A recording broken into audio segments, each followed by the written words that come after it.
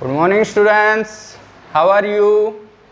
Beta, today we are going to discuss about the chemical properties of aldehyde and ketones. ठीक है, तो chemical properties of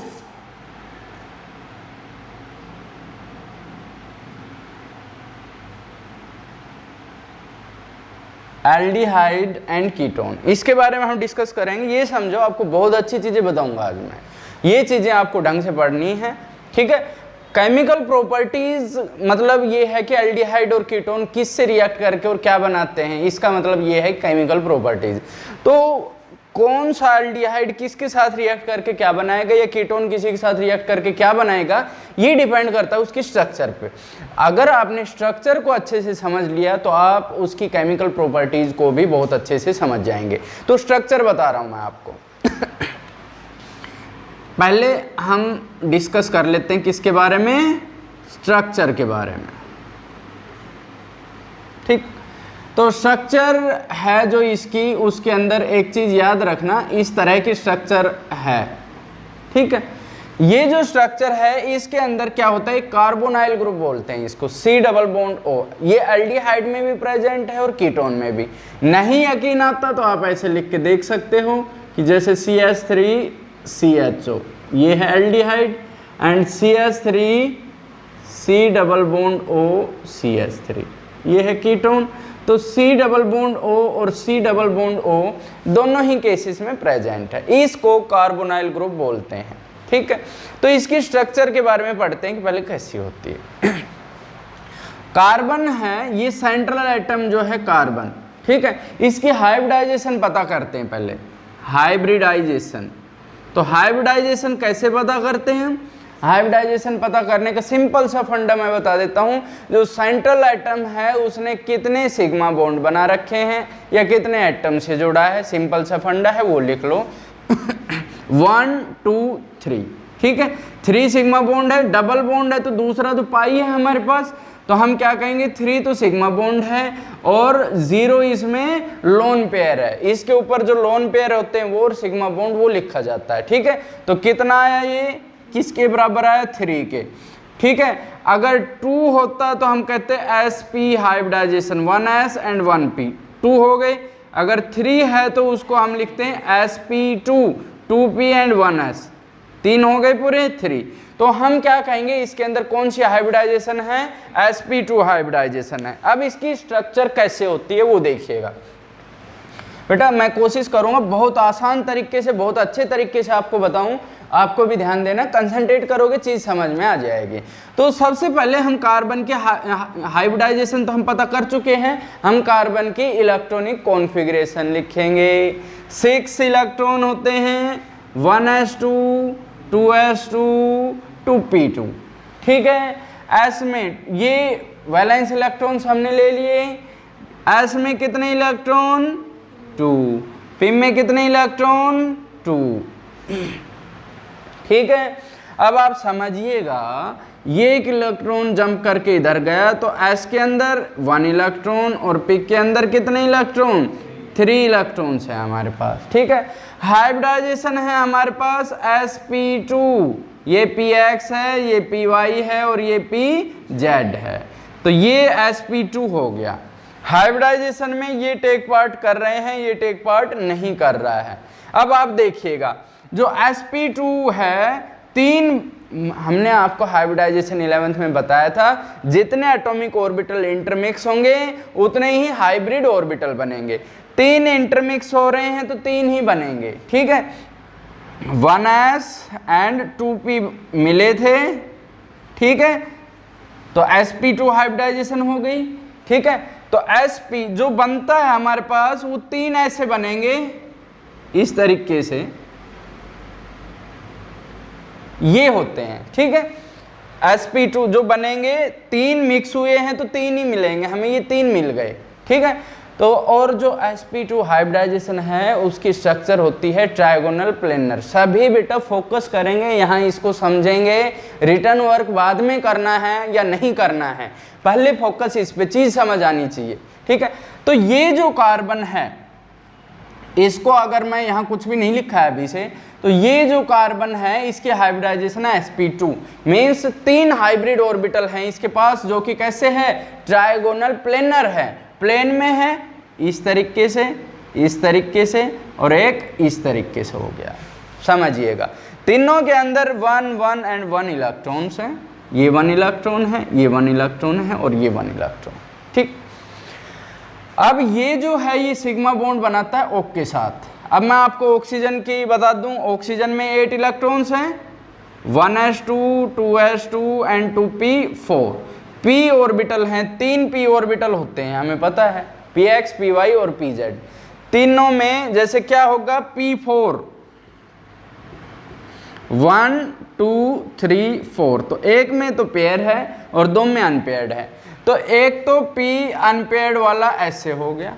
ठीक है, unpaired वाले में 1 इलेक्ट्रॉन है, ये इसके साथ शेयर कर लिया, सिग्मा बॉन्ड बन गया। ठीक है, एक हमने लिख दिया ऐसे जो पेयर्ड है, ठीक है, और एक हमने ऐसे बना दिया जिसमें 1 इलेक्ट्रॉन है। समझ गए बेटा, 4 इलेक्ट्रॉन थे पी में, देखो ये वाले पेयर्ड वाला ये है, सिंगल वाला, एक सिंगल वाला तो ये है और एक ये है। ठीक है, अब कार्बन के पास भी एक अनहाइब्रिडाइज्ड ऑर्बिटल था, वो अनहाइब्रिडाइज्ड हमने ऐसे लिख दिया और इसमें भी 1 इलेक्ट्रॉन था, तो इन्होंने कैसा बॉन्ड बना लिया, पाई बॉन्ड बना लिया इसके साथ। ठीक है, सिग्मा ये हो गया था। ठीक, अब इसमें आप देखना कार्बन और जो ऑक्सीजन का बॉन्ड है उसमें आप देखना जो सिग्मा बॉन्ड है वो किस किस के बीच में है, एक तो sp2 हाइब्रिडाइज्ड ऑर्बिटल में है और एक ऑक्सीजन के p ऑर्बिटल में है, तो sp2 और p के बीच में, p ऑर्बिटल के बीच में ये बॉन्ड है, तो ये सिंगल भी हो गया, ये डबल बॉन्ड भी हो गया, मतलब ये तो हम पढ़ चुके हैं। अब बच गई ये, तो ये अगर मैं इसको HCHO बताऊं, अगर मैं इसको कह दूं HCHO, ठीक है, तो एक हाइड्रोजन इसके साथ और एक हाइड्रोजन इसके साथ, ओवरलैपिंग हो गई, HCHO बन गया। अगर मैं इसको एल्डिहाइड कर दूं CH3, तो यहाँ कार्बन हो जाएगा, कार्बन का p ऑर्बिटल शेयरिंग कर लेगा, तो इस तरीके से ये स्ट्रक्चर हुई। ठीक है, अब इसके अंदर हाइब्रिडाइजेशन sp2 है, sp2 हाइब्रिडाइजेशन में हमने कैसा बताया था, प्लेनर स्ट्रक्चर होती है, तो ये क्या हो गया, एक प्लेन में हो गया। जो आपकी बुक में दिखाया जाएगा वो ऐसे दिखाया जाएगा, C डबल बॉन्ड O, इस तरीके से, इसको A कह दो, इसको B कह दो, और इसको एक प्लेन में इस तरीके से दिखाया जाएगा कि ये एक प्लेन में है, इस तरीके से एक प्लेन में है। ठीक है, एक पेपर की तरह मैंने दिखा दिया, एक ही प्लेन में है। ठीक है, तो आप क्या कहोगे, जो स्ट्रक्चर है कार्बोनाइल कंपाउंड्स की वो कैसी होती है, प्लेनर होती है, प्लेनर स्ट्रक्चर होती है। अब ये रिएक्ट कैसे करता है, तो इसकी जो रिएक्शन होगी वो मैं आपको बताता हूँ।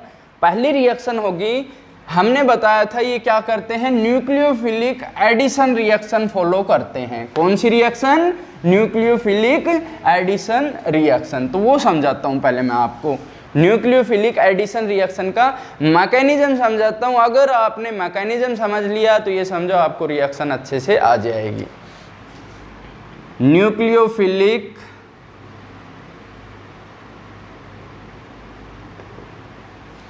एडिशन रिएक्शन,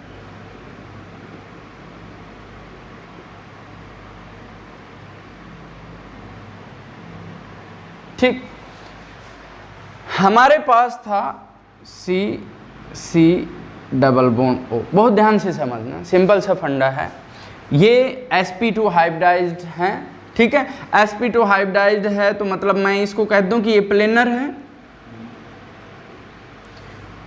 जब न्यूक्लियोफिलिक सब्स्टिट्यूशन है तो इस पे प्लेन के परपेंडिकुलर ये है, अब देखना इसको, ये ऐसे है, ठीक है, इसके परपेंडिकुलर न्यूक्लियोफाइल आएगा। जब न्यूक्लियोफाइल आएगा तो ये इस तरह से हो जाएगा, टेट्राहेड्रल शेप हो जाएगी, प्लेनर से कैसी हो जाएगी, टेट्राहेड्रल। समझना, ये ऐसे है, यहाँ पे न्यूक्लियोफाइल आया ऐसे, तो ये न्यूक्लियोफाइल परपेंडिकुलर आ रहा है इसके, ठीक है, तो क्या होगा, ये न्यूक्लियोफाइल पहले तो अटैक क्यों करेगा, इस चीज को समझो, इलेक्ट्रोफाइल क्यों नहीं करेगा।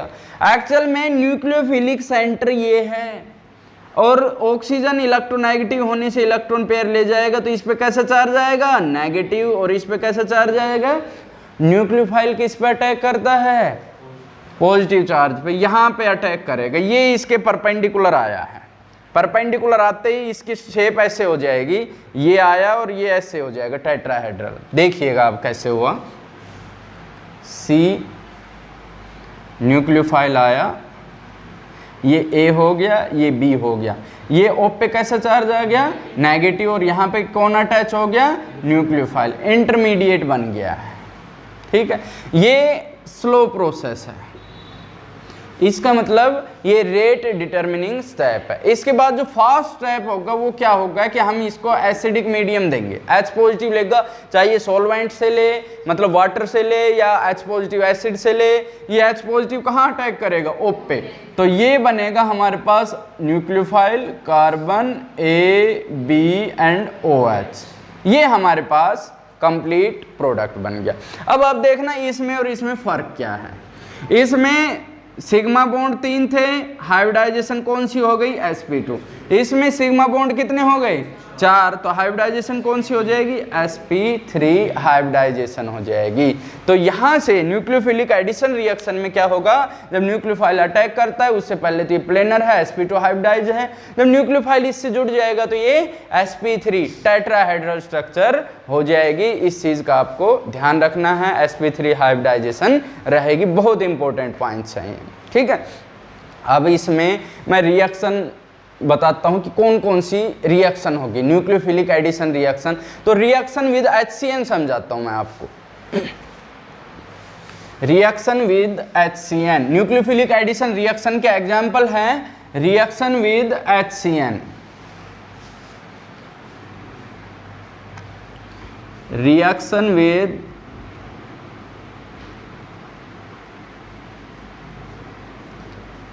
HCN। ठीक है, कैसे टेक्स प्लेस करेगी आप समझना, HCN के साथ रिएक्शन कैसे होगी। पहले तो हम HCN की जो रिएक्शन है, H पॉजिटिव है, ये नेगेटिव है। ठीक है, CN पे नेगेटिव चार्ज है। ठीक है, तो H पॉजिटिव है और CN नेगेटिव है। पहले हम इसकी बेस के साथ रिएक्शन कराएंगे। एल्डिहाइड या कीटोन से रिएक्ट कराने से पहले हम किसके साथ रिएक्ट कराएंगे, बेस के साथ रिएक्ट कराएंगे, उसका हमें फायदा मिलेगा। एक्चुअल में अगर हम HCN की डायरेक्ट रिएक्शन कराएंगे एल्डिहाइड या कीटोन के साथ तो बहुत स्लो रिएक्शन हो जाएगी, मैं मना नहीं कर रहा हूँ, लेकिन बहुत ही स्लो होगी। ठीक है, अब अगर OH नेगेटिव मतलब बेस की प्रेजेंस लेते हैं रिएक्शन को फास्ट करने के लिए। अब फास्ट क्यों होगी उस चीज़ को समझना कि ये OH नेगेटिव है, ये किसको अट्रैक्ट कर लेगा H पॉजिटिव को, तो ये किस में कन्वर्ट हो गया बेटा H2O में कन्वर्ट हो गया ये। ठीक है, अब हमारे पास बचा क्या CN नेगेटिव, ये जो है ये किसका काम करेगा, न्यूक्लियोफाइल का काम करेगा। ठीक है, तो अब देखना हमारे पास, हमने आपको बताया क्या था कि हमारे पास है, जैसे हमारे पास कार्बोनाइल ग्रुप बता दें हम, मैंने CH3CHO ले लिया है, CH3CHO। अब मैं इसके साथ HCN के साथ रिएक्ट करा रहा हूँ। आप समझना, मैंने यहाँ पर HCN लिखा है, तो HCN लिखा है तो मैंने यहाँ पर क्या लिख दिया CN नेगेटिव। मैंने pH ले लिया 9 to 10 ले लिया है, या यहाँ पर लिख लेना कि भाई जो मीडियम है वो कैसा मीडियम है, बेसिक मीडियम है। वजह मैंने आपको बता दी है बेसिक मीडियम हमने लिया क्यों है। ठीक, अब ये न्यूक्लियोफाइल है, ये परपेंडिकुलरली अटैक करेगा इस पे। ठीक है, तो क्या होगा आप समझना, C है, यहाँ पर क्या CN जुड़ जाएगा, यहाँ पर CH3 है, यहाँ पर H है और यहाँ पर O नेगेटिव, क्योंकि O पे कैसा चार्ज आ गया नेगेटिव और C पे कैसा है पॉजिटिव है। ठीक है, अब इसके बाद ये क्या करेगा, चाहे H2O से H ले, कहीं से भी H पॉजिटिव लेगा, और H पॉजिटिव लेगा वो कहाँ अटैक करेगा, O नेगेटिव के ऊपर। तो जो हमारे पास बनेगा वो बनेगा CN CH3 H and OH, ये हमारा प्रोडक्ट होगा। ठीक है, ये मैंने आपको डिफिकल्ट वे बताया है, मैंने मैकेनिज्म समझा दिया। रटने वाली कोई चीज़, रटने वाली चीज़ सिंपल सा है। हमारे पास है CH3 C double bond OH। ठीक है, HCN के साथ रिएक्ट कराओगे HCN, क्या लिखोगे O पे नेगेटिव, C पे पॉजिटिव, H पे पॉजिटिव, Cn पे नेगेटिव। पॉजिटिव के साथ नेगेटिव जोड़ देना, नेगेटिव के साथ पॉजिटिव, सिंपल सा फंडा है। यहाँ पर आप pH 9 to 10 लिख दोगे, मतलब बेसिक मीडियम है हमारे पास। पॉजिटिव है वो नेगेटिव के साथ, और जो नेगेटिव है वो किसके साथ, पॉजिटिव के साथ। तो हमारे पास बना CH3 CHOH Cn। अब देखो O के साथ H OH और C के साथ Cn, C के साथ Cn। इसका नाम याद रखना है आपको, साइनोहाइड्रिन बोलते हैं इसको। कई बार एग्जाम में साइनोहाइड्रिन की फॉर्मेशन पूछ लेते हैं, फॉर्मूला पूछ लेते हैं साइनोहाइड्रिन, बहुत इंपॉर्टेंट है। तो आप क्या कहोगे कि किससे बना है ये, इथेनॉल, मतलब एसिटाल्डिहाइड से बना है। तो इसको हम लिख देंगे एसिटाल्डिहाइड साइनोहाइड्रिन, एसिटाल्डिहाइड साइनोहाइड्रिन। ठीक है, ये हमारे पास मैकेनिज्म है। अब इसमें एक चीज और आती है, अनदर इंपॉर्टेंट पॉइंट ये है कि out of aldehyde and ketone which is more reactive. ठीक है, out of aldehyde and ketone which is more reactive. मैं यहां लिख देता हूं, इंपॉर्टेंट है इसलिए बहुत पूछा जाता है, बहुत ज्यादा घुमा फिरा के पूछेंगे। कैसे पूछेंगे वो मैं आपको बता देता हूं, किस किस तरीके से पूछा जाएगा वो आपको याद रखना है। क्या पूछेगा वो, out of aldehyde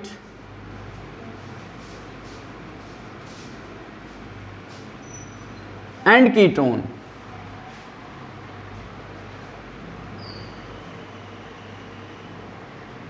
which is more reactive, which is more reactive। Aldehyde और कीटोन में से कौन सा ज्यादा रिएक्टिव है? तो आंसर मैं लिख देता हूं आपका, aldehyde is more reactive than ketone. जो एल्डिहाइड है वो कीटोन से ज्यादा रिएक्टिव है। ध्यान से समझना इसको, क्यों, रीजन, आंसर।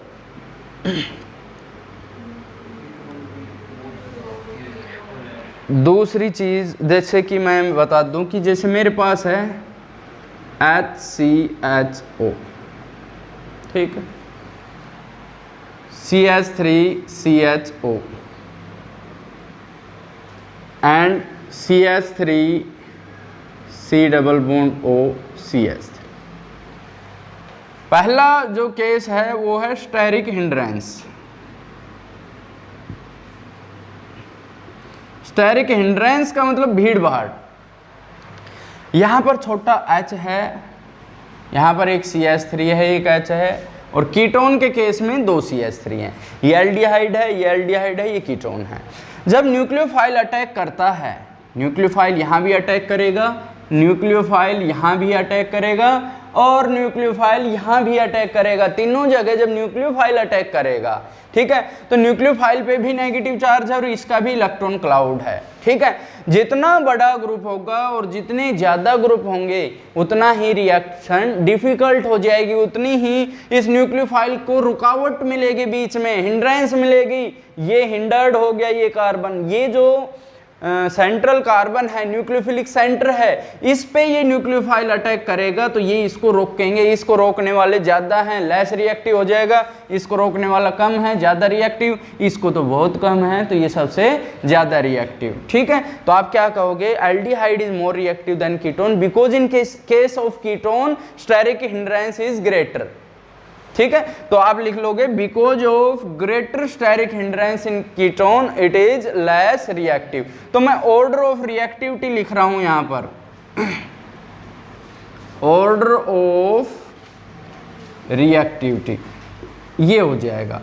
अब क्वेश्चन कैसे पूछा जाता है, या तो ऐसे पूछ ले, out of aldehyde and ketone which is more reactive, you will say aldehyde. Reason दे दोगे, बिकॉज एल्डिहाइड है लेसर स्टेरिक हिंड्रेंस, कीटोन है ग्रेटर स्टेरिक हिंड्रेंस। एक तो ये सिंपल सा हो गया।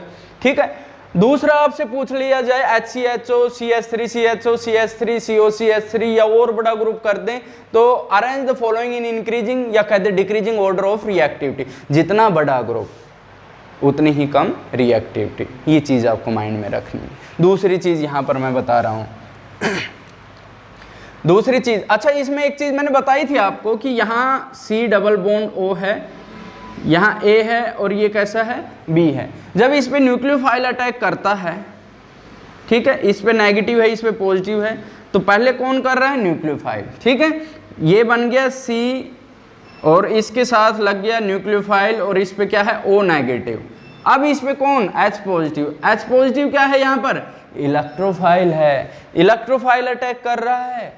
इस केस में इलेक्ट्रोफाइल आ रहा है इस ऑक्सीजन के पास, तो हम इसको न्यूक्लियोफिलिक एडिशन के बजाय इलेक्ट्रोफिलिक एडिशन क्यों नहीं कहते, इसलिए नहीं कहते क्योंकि जो पहले अटैक करेगा वही नाम देते हैं। इसमें अटैक तो न्यूक्लियोफाइल भी कर रहा है, अटैक इलेक्ट्रोफाइल भी कर रहा है। जो पहले अटैक करता है, पहले कौन कर रहा है, न्यूक्लियोफाइल, इसलिए हम इसको न्यूक्लियोफिलिक एडिशन रिएक्शन कहते हैं। अगर हम इलेक्ट्रोफिलिक में भी देखें तो इलेक्ट्रोफाइल भी अटैक करता है, न्यूक्लियोफाइल भी, लेकिन पहले उसमें इलेक्ट्रोफाइल अटैक कर रहा है, इसलिए उसको इलेक्ट्रोफिलिक एडिशन रिएक्शन बोलते हैं, ठीक है। तो दूसरा जो पॉइंट है इसमें मैं बता देता हूं, एक तो स्टेरिक हिंड्रेंस हो गया, दूसरा inductive effect, second one is inductive effect. इस इफेक्ट पे मैंने स्पेशल वीडियो भी डाला था। क्या होगा कि इलेक्ट्रॉन देने वाले, इसमें दो जुड़ रहे हैं, इसमें एक जुड़ रहा है, इसमें एक भी नहीं जुड़ रहा है, जिसमें इंडक्टिव इफेक्ट ज्यादा, उसमें, इस केस की बात कर रहा हूं, हर केस की बात नहीं कर रहा हूं, न्यूक्लियोफाइल आएगा उस केस में अगर इंडक्टिव इफेक्ट ज्यादा है, प्लस आई इफेक्ट ज्यादा है, रिएक्टिविटी कम हो जाएगी। वजह बता रहा हूं, nucleophile are those species which attack on nucleus, means positive charge पे अटैक करते हैं। जितना ज्यादा पॉजिटिव चार्ज उतना ही जल्दी अटैक करेंगे। इस पे पॉजिटिव है, इस पे पॉजिटिव है, इस पे पॉजिटिव, क्योंकि ऑक्सीजन पे नेगेटिव, कार्बन पे पॉजिटिव। वजह तुम जानते हो, ऑक्सीजन ज्यादा इलेक्ट्रोनेगेटिव है, कार्बन कम है।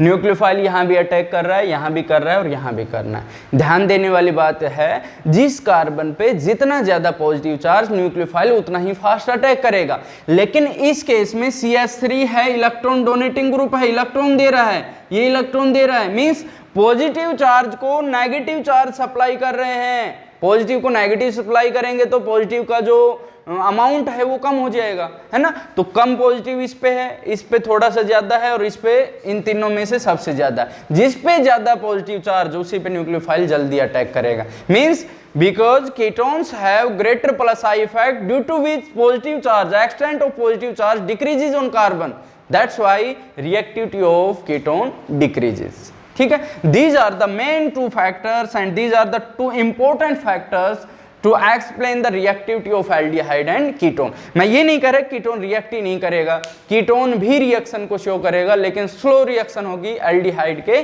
कंपैरिजन में, ठीक है। इसको ध्यान से देखना। एक चीज और इसी में मैं बता देता हूं, जैसे हमने आपको रिएक्शन लिख के दिखाई है कि अगर मैं एल्डिहाइड के HCN के साथ रिएक्शन करके दिखा रहा हूं, कैसे कर रहा हूं कि यहां पर मैं CH3 C double bond OH और HCN मैंने जोड़ के आपको दिखा दिया है, ठीक है। अब यहां अगर कीटोन कर दूंगा मैं CH3 C double bond O and CH3, ketone है। अगर मैं इसकी HCN के साथ करता हूं, वही pH कितना है 9 to 10 ले लिया मैंने, एक तरफ H और एक तरफ CN, H पॉजिटिव है, CN नेगेटिव, C पॉजिटिव है, O नेगेटिव, क्या बनेगा CH3C, यहाँ पर CH3, यहाँ पर OH और यहाँ पर CN, ये चीजें हम लिख देंगे, ठीक है।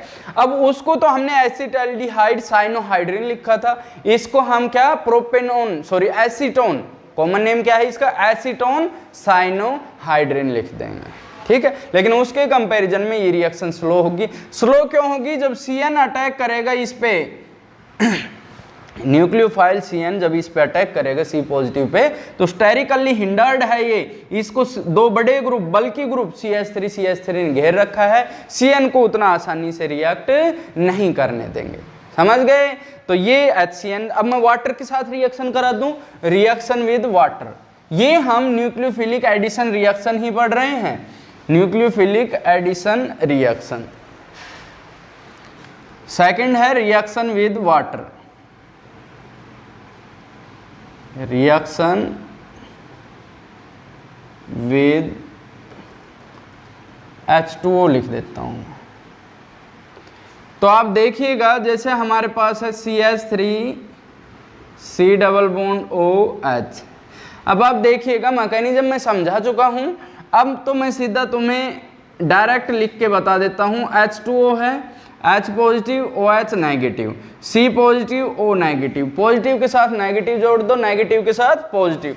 तो जो हमारे साथ बनेगा, हमें जो प्रोडक्ट मिलेगा वो होगा O के साथ H और C के साथ OH। ठीक है, रिवर्सिबल रहेगा क्योंकि एक कार्बन पे 2 OH ग्रुप स्टेबल नहीं है, फिर H2O रिलीज हो जाएगा, वही CH3 CHO मिल जाएगा हमें। ठीक है, इसके बाद रिएक्शन होती है reaction with sodium hydrogen sulphide. Reaction with